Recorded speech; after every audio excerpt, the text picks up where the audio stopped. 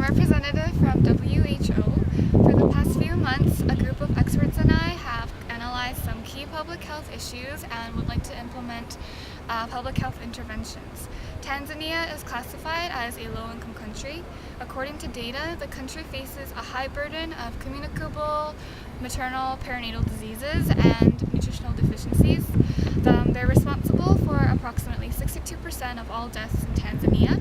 Specifically, HIV, AIDS, and TB are the top causes of death among adults, and malnutrition accounts for the most deaths among children under 5. Protein energy malnutrition, mainly among women and children, presents a significant issue in Tanzania.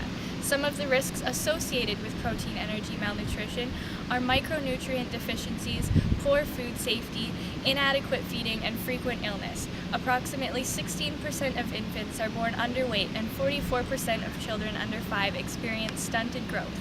The nutrition of both women and children is being addressed in our immediate interventions because of the unforgiving cycle of malnourished women. In order to relieve this problem, we would like to introduce some fortified or ready-to-use foods.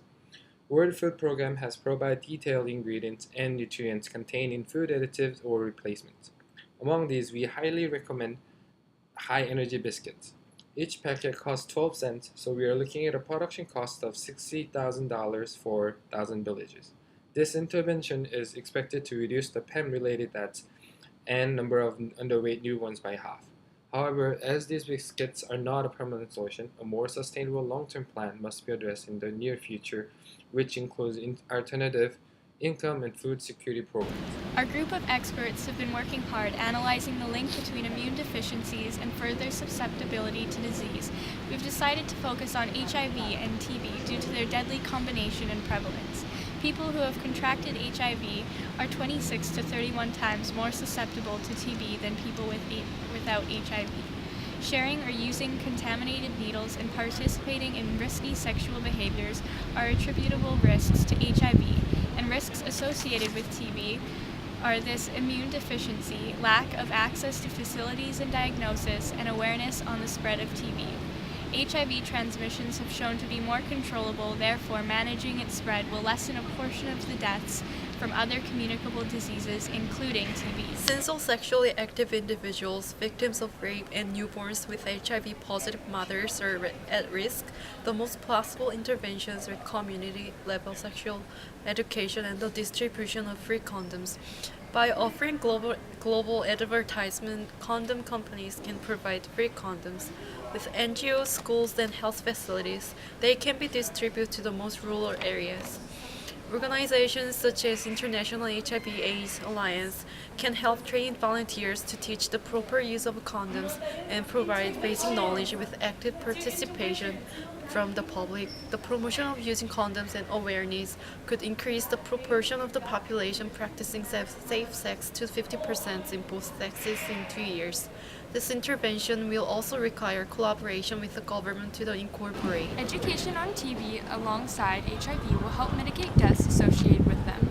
The whole population has the potential of being TB carriers, showing the vulnerability of all age groups. If trained volunteers and health workers spread awareness to children in schools, along with a package including a sticker with an image of someone coughing into their elbow, a fact sheet about TB, and 10 washable masks for students, we should start to see changes in TB prevalence. Cases will drop from 479 per 100,000 people to about 100 per 100,000 people. We will need financial support to pay for the cost of production for required materials. Lack of adequate road infrastructure is creating a challenge in our interventions. However, our team is working hard to reach out to grassroots, health-related organizations, schools, and eventually the government to help allocate resources and spread awareness to vulnerable groups. Currently, there's about 1 health worker per 20,000 people, indicating a substantial barrier to the improvement of overall health. Alternatively, a large portion of the most rural communities resort to are due to cultural reasoning use traditional health services.